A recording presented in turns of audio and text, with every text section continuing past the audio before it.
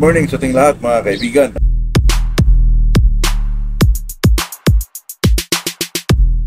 Dito na naman tayo sa ating channel na Macau CP Vlogs po. Ito sa atin ay talagang usapang magmamanok lang mga kaibigan. Para enjoyment na po. Ngayon mga kaibigan, medyo lumabas na yung araw mga kaibigan. Pero kulimlim pa rin po. Pero okay na ito kaysa nung napakainit mga kaibigan. Pag-usapan naman natin ngayon mga kaibigan ay napakasimple lang po. Itong tinatawag nilang 3 days before the fight, injectable vitamins dosage mga kaibigan.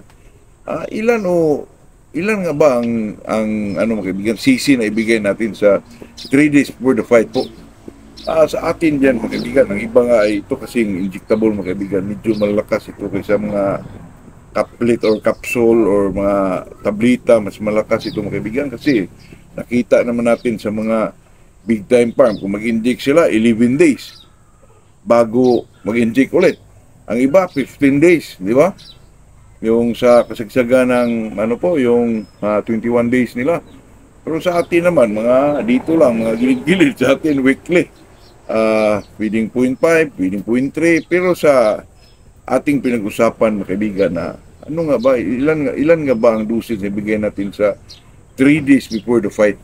Kasi sa aking conditioning mga kaibigan, yung tinatawag na 3 days po, ay hindi na ako magbigay kahit 3 days before the fight, yan po ang last na bigay ko sa aking manok, matablita man, injectable man, sa lahat po. 3 days talagang hinto na lahat mga kaibigan. Pagkatapos ng 3 days before the fight, wala na talagang bigay. Kasi sa experience ko po na itong magbigay tayo ng mga 1 day before the fight, napakaano na yung mga kaibigan, medyo gusto natin na medyo normal ang manok sa pagdating ng laban po. Hindi naman tinatawag na normal na may mga tinitake na vitamins yan medyo sa tingin ko presko po, ganun. Ang sa akin dyan mga kaibigan, sa 3 days for the fight, ang iba ay magbigay sila ng 0.4, 0.5, depende kung malaki yung manok mo. So sa akin mga kaibigan, ang pinaka-eksakto siguro sa akin lang ito mga kaibigan ay itong 0.3 po. 0.3 mga kaibigan, talagang lalo na pag MIB ang ibigay mo po, pwede nga 0.25 po. Pero sa akin, pinaka-exact po, 0.3. Talagang makita mo yung palo ng isang manok mga kaibigan na pag binigyan mo ng 0.3 tapos sa 3 days wala ka nang ibigay po, talagang hinto na lahat. Parelax na lang sa kanya, parang binibibing mo na lang yung manok mo. Makita ka talaga mga kaibigan ng mga palo na talagang madiin na palo mga kaibigan. Kaya pwede naman itong manok na hindi ka magbigay sa 3 days, yung mga tablet, pwede namang wala yun. Depende na yun sa may-ari. Pero sa akin, mga kaibigan, sa aking nakasanayan, nung una pa, nung medyo bata pa tayo, talagang ganun po na sa 3 days for the fight, doon lang ang last bigay natin kung ano man yung ibibigay mo sa manok mo po. Isabi nila mga kaibigan, ang manok daw ay kailangan sa 1 day before the fight ay kailangan mo pang ilawan kung ano mo yung ibigay na mga yung reload, mga ganun mga kaibigan. Kasi ang tao mga kaibigan, lalo na pag sa bungiro ka, depende kasi yun sa obserbasyon po. Kada tao, depende kasi yun sa iyong nakasanayan mga kaibigan. So sa aking obserbasyon sa sarili ko ay 0.3 talaga mga kaibigan, 3 days before the fight, talagang wala nang bigay kahit ano po. Marami hong nag-comment sa akin na bakit daw gano'n na ang iba daw nagbigay pa ng reload sa day of fight. Sa atin mga kaibigan, depende kasi yun, depende sa tao po kasi may kanya-kanya tayong estilo, kanya-kanya tayong pamaraan sa pagmumano po. Sa aking obserbasyon din, sa sarili ko, mas kampante ho ako na 0.3 tapos wala ka na talagang ibigay mga kaibigan sa 3 days po. Ang gawin mo na lang dyan ilagay mo sa kulungan, ipalabas, kainin, tapos ilagay sa kulungan, linisin ang kulungan, takpan ng tila, yun lang ang mo kaibigan, binibibi mo na yung manok mo, damugan, ugasan yung mga paa, tapos sa umaga, ilagay mo naman, lagay mo ng 5 o'clock in the morning, pwede mong pwede mong i-cold muna, tapos ilimber, kung kain ka, depende na lang sa inyo, kaibigan. Kaya sa atin dito, pinag-usapan natin ang dosage po. Ang ml na ibigay mo sa 3 days for the fight. Sa akin mga kaibigan, ang pinaka-exact ay 0.3 po.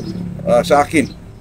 Kaya Sa iba mga kaibigan, may iba naman nagbigay ng 0.5, pero sa akin mga kaibigan, ang 0.5 po ay medyo, kasi itong injectable vitamins mga kaibigan, medyo malakas po. Kaya yung iba, magsigunda sila, lalo na sa mga conditioning ay 11 days. 11 days, every 11 days.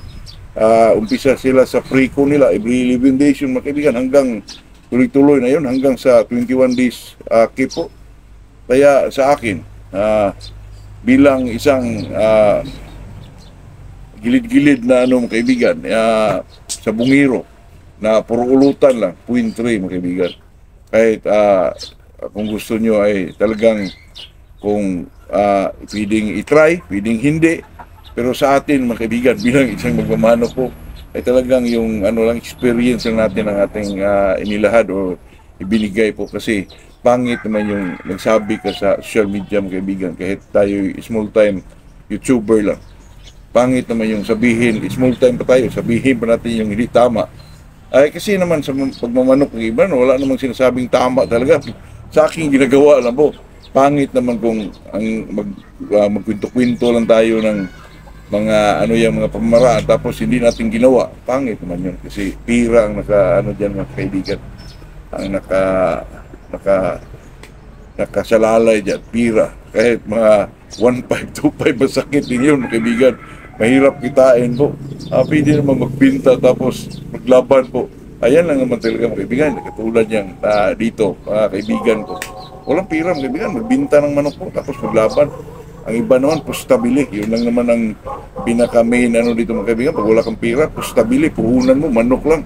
Ay didiskarte din tayo para naman medyo hindi masyado mabigat po. Kasi itong magmamanok tayo mga kaibigan, maghanap talaga tayo ng solusyon para naman sa enjoyment natin po. Kasi pag medyo ang ginagamit ng pira, lalo na pag medyo may ano yun, may gamit sa pamilya natin, pangit naman yun, kialaman natin yun. Yung sa atin mga kaibigan, yung mga extra na po, saka diskarte lang para talagang tuloy-tuloy yung pagsabong natin. Ayun lang mga kaibigan, yun lang ang ating may share sa araw na to. Good morning sa ating lahat po.